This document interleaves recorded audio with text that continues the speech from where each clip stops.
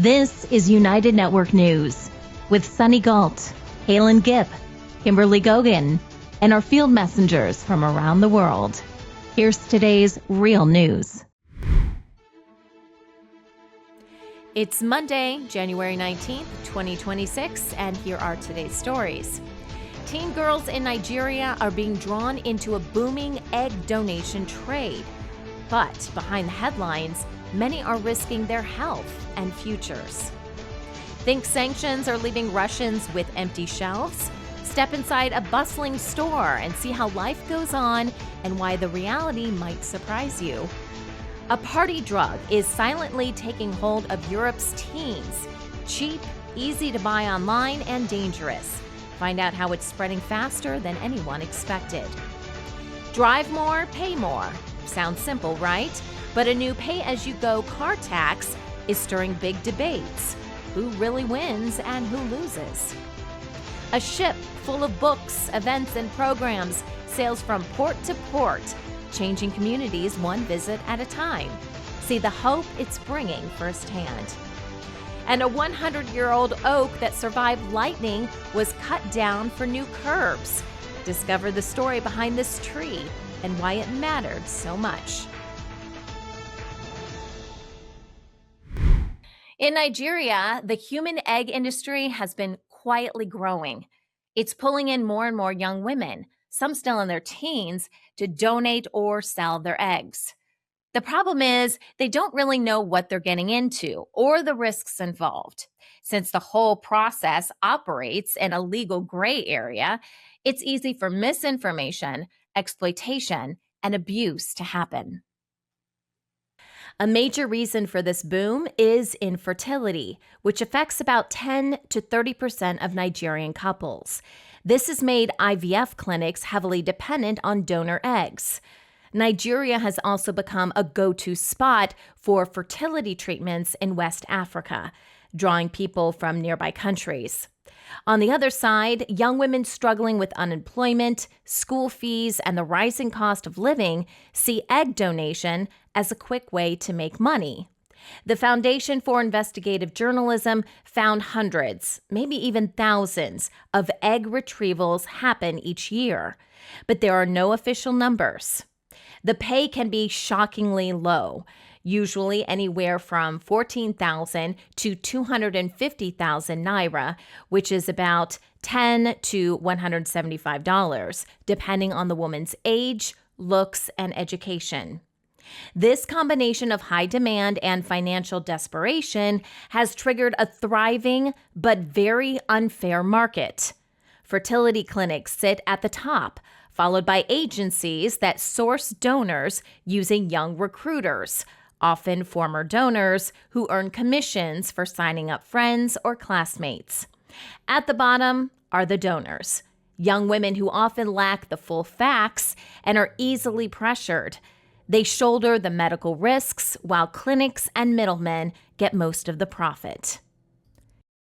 So a doctor on X called Dr. Penking has also highlighted that this issue of egg donation is currently a pandemic among young ladies in Nigerian universities. And as it is, no one seems to be talking about it.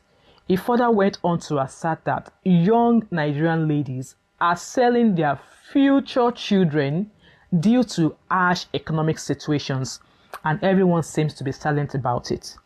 He also went on to assert that fertility centers in Nigeria are slowly turning themselves into a criminal organizations who send out agents on hidden operations to Unilag, LASU, and other popular universities in Nigeria to recruit young Nigerian ladies for egg donation. Some universities are now issuing health advisories and urging students not to risk their lives for cash. An example of such universities are, one of them that I actually saw was the University of Ibadan, issued a health advisory warning students that egg donation isn't a safe side hustle. It's a serious medical decision with long-term consequences. Legally, egg donation in Nigeria is not explicitly illegal, but it's not properly regulated either. The National Health Act of 2014 bans selling human tissue for profit, but it doesn't specifically mention egg donation or IVF. Clinics often get around this by calling the payments compensation instead of admitting it's a sale. Without a national regulator, there are no clear rules on things like age limits, informed consent, or how many times a woman can safely donate.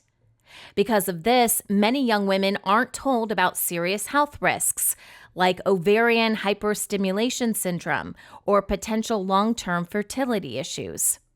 Medical experts say a woman should only donate 6 times in her life, but some are pushed to do more without proper medical care afterward. Exploitation is common. There are stories of women being underpaid or completely scammed after they've already gone through the procedure. Can we talk about the scam disguised as egg donation going on in Nigeria, Lagos especially? I'll be sharing a story of my friend, though I was permitted to share a story. So my friend went to donate her egg some while ago. And according to what she was told that she's helping people, and she made some research about it too, that she's helping people who cannot give birth naturally, things like that. That's why she agreed to donate the egg. And the amount she was promised was like 170 because she's fair and tall. I think the amount is influenced by your physical looks. So my friend is tall and fair. So the amount she was promised was like 170k to like 200, according to what she told me. So when she got there, she was tested and she went back home. They told her everything is fine, that she should come back the next day. So when she got there the next day, I think she told me that they gave her some maybe sleeping drug or something. She told me that she was kind of drowsy. She didn't really know what was going on. And when she finally got herself back, the doctor told her that her egg is bad, that they couldn't do anything with her egg. So therefore, she will not be paid.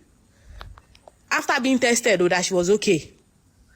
So she went back home, devastated, of course.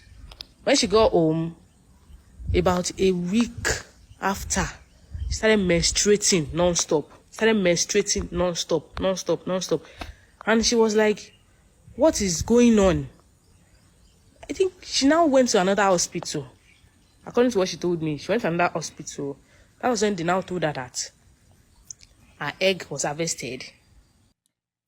While egg donation can bring a lot of joy to families struggling to have children, the way it's currently being done in Nigeria is far from ideal. It seems like profit is often more important than the health and safety of young women.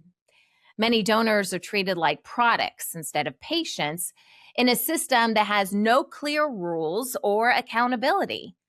As demand keeps rising, stronger regulations and oversight are needed to protect everyone involved. UNN Field Messenger Tatiana takes us through a grocery store in Russia to address misconceptions about food shortages under sanctions. With stocked shelves and vibrant offerings, she shows how her city thrives despite challenges. Привет, меня зовут Татьяна. Я живу в городе Волгограде, России. Хочу показать наш торговый центр. У нас небольшой город по сравнению с Москвой. И это обычный торговый центр, не самый большой. Говорят, что санкции и у нас нечего есть. Хочу показать вам наш обычный продуктовый магазин. Перекресток называется. Здесь все, что нужно для жизни. Это тортики, моя слабость. Не могла пройти мимо. Ну вот заходим в магазин. Фрукты, овощи. Везде елки, украшенные гирлянды, Новый год. Все блестит. Ягоды. Сыры и йогурты. Витрина.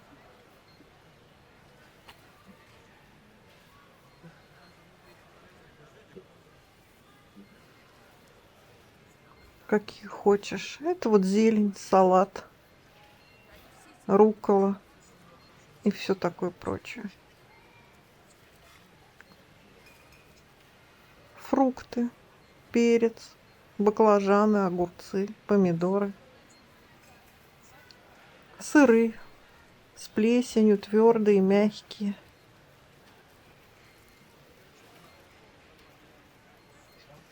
А цены, если хотите, можно остановить и там посмотрите цены.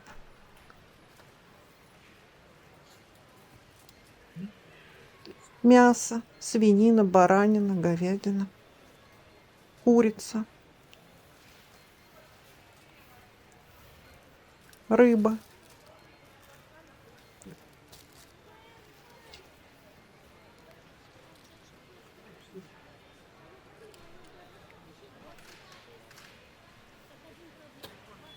Вино.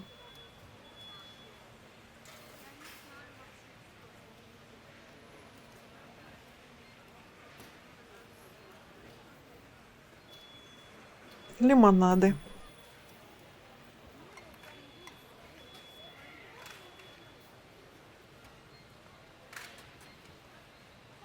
Так что голода у нас нету, все в изобилии. Mephedrone isn't a household name, but across Europe, it's quietly becoming a big problem. What started as a fringe party drug has slipped into everyday teenage life in some places, spreading faster than most parents, schools, or health systems can keep up with. It's cheap, synthetic, easy to buy online, and increasingly popular with young people who don't always see it as dangerous until the consequences hit. Mephedrone, also called 4-MMC, Meow Meow, and Bubble, is a synthetic stimulant that mimics effects similar to cocaine, or MDMA. It was first synthesized in the early 2000s and quickly became popular for its euphoric rush and social boosting buzz. In Russia, mephedrone is everywhere, and its use amongst teenagers has moved far beyond casual experimentation. Some kids are trying it as young as 12, and for many teens, it quickly becomes a regular habit. Often called the poor person's cocaine, the drug is cheap, widely available, and deeply embedded in youth culture. Mephedrone is usually snorted or swallowed, though some users inject it, greatly increasing the risk of overdose and infection. Because the high wears off quickly, teens often redose repeatedly, pushing their bodies and developing brains into dangerous territory that can lead to psychosis, long-term mental health damage, or death. Вообще, после первого года употребления мефедрона я очень часто задумывалась о том, что у меня есть проблемы. Ну, то есть я очень много нюхаю, достаточно часто. Допустим, там я могла, вот в неделе 7 дней, я могла там 4-5 дней просто нюхать. Страшно, ужасно очень. Мне было 15 лет, у меня был мальчик, ему было 19. И он знал, что мне 15, мы с ним встречались. Вот он за мной зашел, мы вышли как бы гулять, но мы вышли буквально там в соседний подъезд. Там еще были его друзья. И он мне просто берет, дорожку на экране, и говорит: на, нюхай. Вспышка резко, полностью, бессознательно. Вот.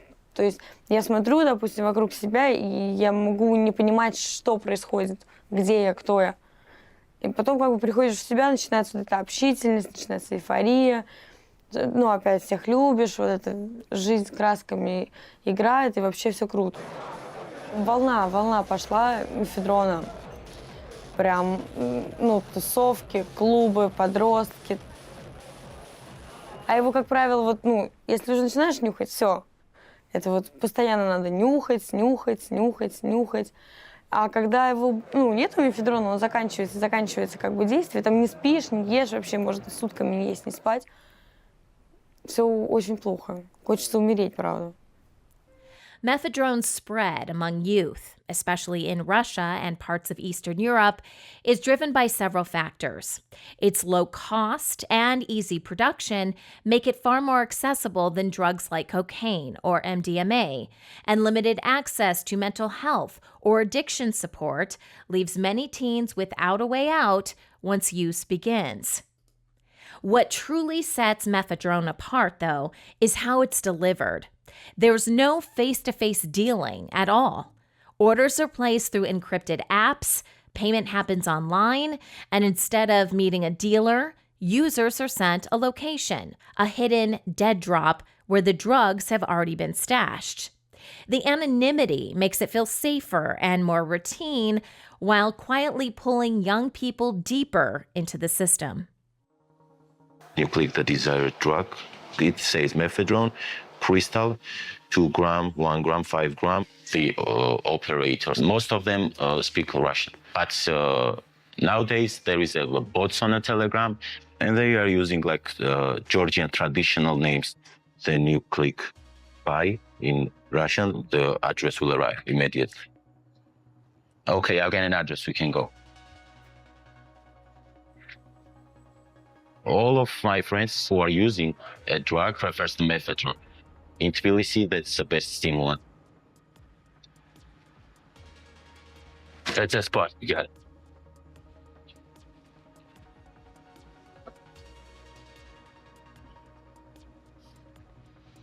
That's the stretcher, we got it. Getting caught with mephedrone can have serious consequences, especially for teens. In Russia, even small amounts can lead to criminal charges, detention, or coerced involvement in criminal networks.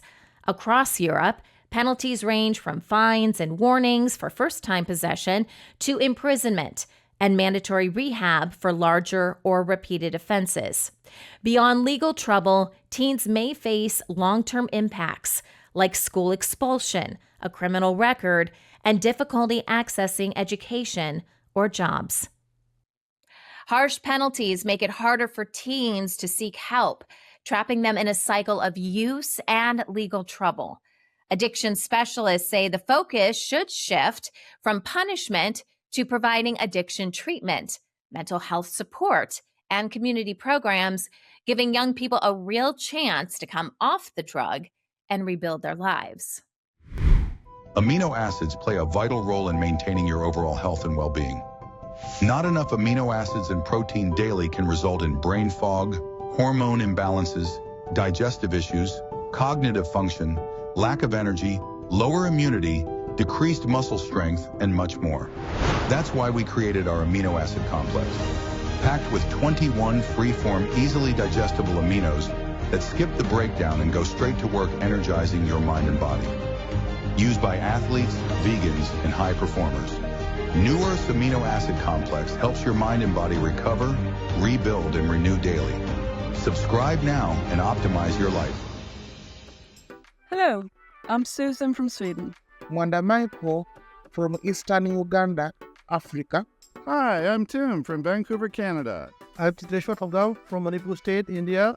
I'm Gumba Obasi from Southeast Nigeria. Arnaito Chakrini from Western Uganda, Mbarara.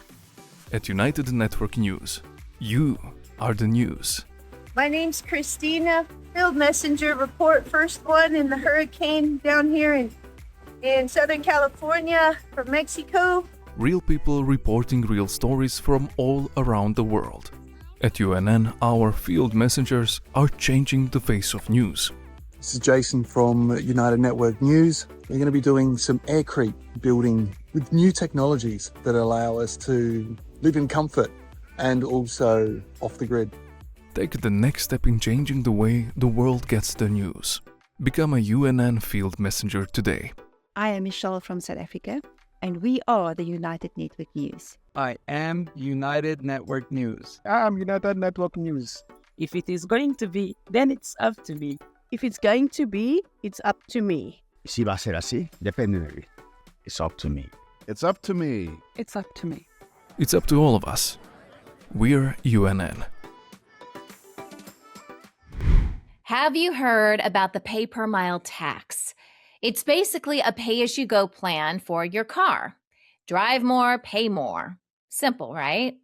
With electronic cars and fuel-efficient vehicles ruining the government's reliance on fuel tax revenue, this idea has zoomed into the spotlight.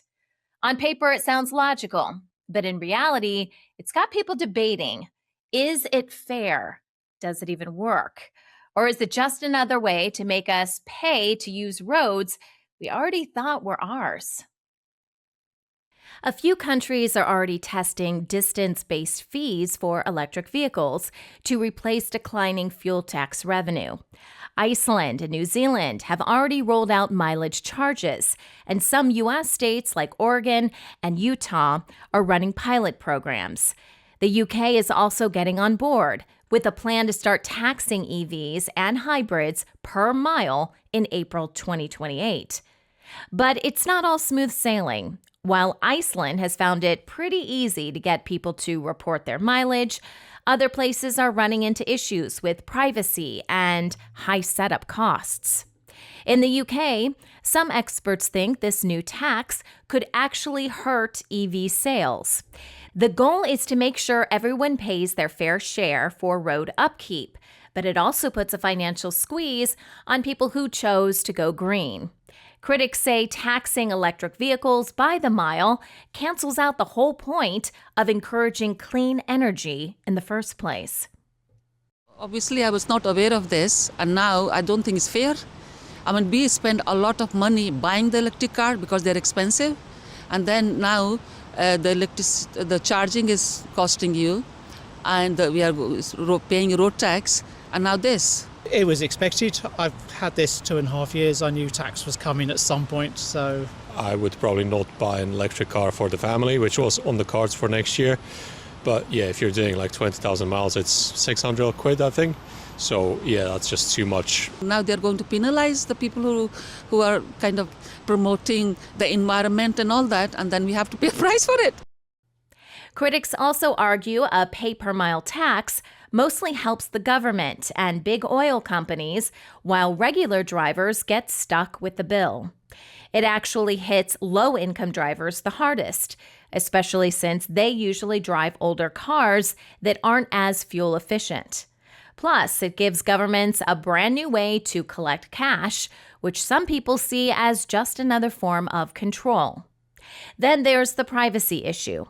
Tracking your miles often means putting a GPS device in your car, and plenty of people are worried about where that data is going. While supporters say it's all about fairness, skeptics think it's just a way to fill budget holes. In fact, 2023 data from the Reason Foundation showed this tax mostly just padded state budgets instead of actually fixing the roads. With fuel duty, it's simple, isn't it? It's taxed at the pump, it's transparent, it's easy. But with this, I guarantee you that allowing owners to input their guess as to how many miles they're going to cover in the next year, I mean, it sounds ludicrous, doesn't it? That is so quickly going to be ruled as too inaccurate, too inadequate. And the thing is, they could do you a real favour here, because the infrastructure to keep an eye on you through ANPR cameras, through LEZ cameras, through ULEZ cameras and every other manner of camera is already in place. Not to mention the advanced telematics systems that you'll rather conveniently find in modern cars. The next logical step here is electronic monitoring to collect more accurate data and save you the hassle about having to guess about how many miles you're doing. Do you a favour. This is the catalyst to complete control over the roads. The door is open to road pricing by region, time of day, maybe you'll be charged by congestion level. Who's to say? But one thing's for certain, I don't think this was ever about fairness, it's about control. And this is the first brick in that wall. The pay-per-mile tax is a controversial solution to an undeniable problem. Sure, it's meant to fix the issue of declining road maintenance funding, but it also brings up big concerns about fairness, privacy, and how it might impact EV adoption.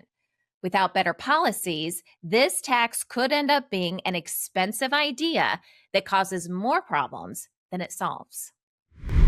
Imagine a ship filled with thousands of books, cultural events, and community programs. UNN Field Messenger Sophia takes us aboard the Logos Hope, a bookship bringing knowledge and hope to every port it visits.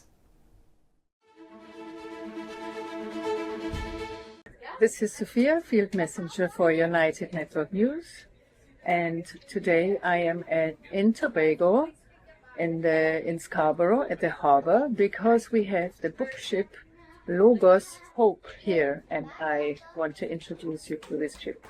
Because docking on at the Scarborough Jetty has a very unusual visitor, the Logos Hope, the world's largest floating book fair. Along the gangway, locals and visitors make their way on board. The ship's visit this time here is for 2 weeks at Christmas and New Year's. This originally ferry-built ship has been converted into a travel bookstore and cultural exchange vessel. Inside, people say it feels a bit like a floating market for books.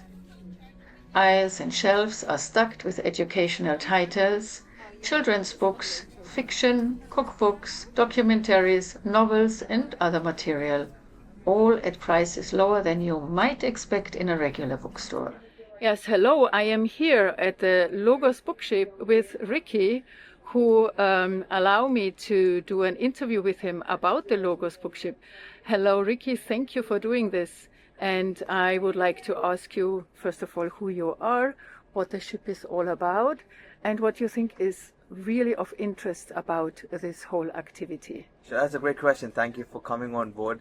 And we have been sailing since like 65 years right now from the ministry, but this particular ship started sailing in 2009, and we have been coming to Tobago all across the 65 years, and this is our 12th visit. Previously we have 2 other ships that come. This is the 3rd ship that's visiting Tobago, and the last visit was later last year, last Christmas, and it's been a pleasure to come back again and spend our Christmas in this wonderful and beautiful island. And we are here to share knowledge, help, and hope. That is what we do as an entire organization, as a ship. Wherever we go, we share knowledge through our books, the book fair, and also we go into islands, getting involved with a lot of projects, especially construction. We also have eyeglass projects that we do. We check people's eyesights, especially in prisons, old age homes, hospitals, and we give them free reading glasses. We also provide water filters for people who doesn't have clear drinking water. So these are the certain projects that we usually do in a lot of ports, but again in Tobago we having a couple of events all across. We are having a cultural performance that's happening in one of the amphitheaters in the island, and we are so excited to be here and spend the Christmas with the Tobagians. Well, thank you. You're doing a lot of voluntary work everywhere where you're going, right? You're going off ship and you're getting involved hands-on. That's true. That's true. Everybody on board, everybody on board is a volunteer, right from the housekeeper till the captain is a volunteer. Nobody gets paid, and it's such a privilege to partner with the friends of the islands that we go into, collaborate with them, partner with them, and do a lot of projects. So, and the crew, where are they? From where are they? From all over the world? So we are a crew of nearly 300 people right now, and we are from 65 different nationalities. So that's 65 different cultures, 65 different languages, 65 different way of living, but we all live together in this vessel in harmony. We are a floating community. Fully self-contained, right? Yes. With everything. Yes. Wonderful. Thank you so much. I appreciate that you took the time to give me this interview, and I wish you all the best for the future. Godspeed. Yes. Bye. I hoped you liked this report.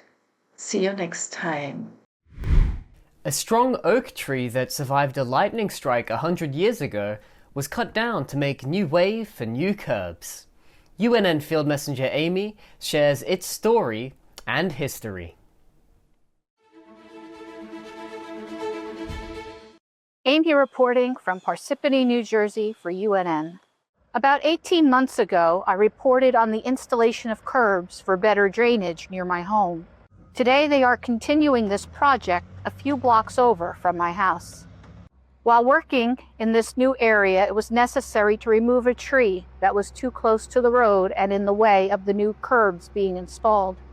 This report is about that tree. But first, have you ever seen a stump grinder in use? After a tree is taken down, the stump grinder is used to remove the base of the tree extending just under the ground. This machine has a large circular blade that shaves off small layers at a time until all that remains is a pile of sawdust. Before this tree became sawdust, it was a mighty oak. One of my favorite trees is the mighty oak. Ancient, steadfast, unshaken by time. Its lifespan is 200 to 400 years. Some live for even 1,000 years. The oak is beautiful with his branches stretching toward the sky, broad and confident. A testament to strength earned slowly year by year. It poses a great power that needs no boast. It saddens me to see this oak being taken down today for merely being in the way. As I went over to check it out, the owner shared with me its story.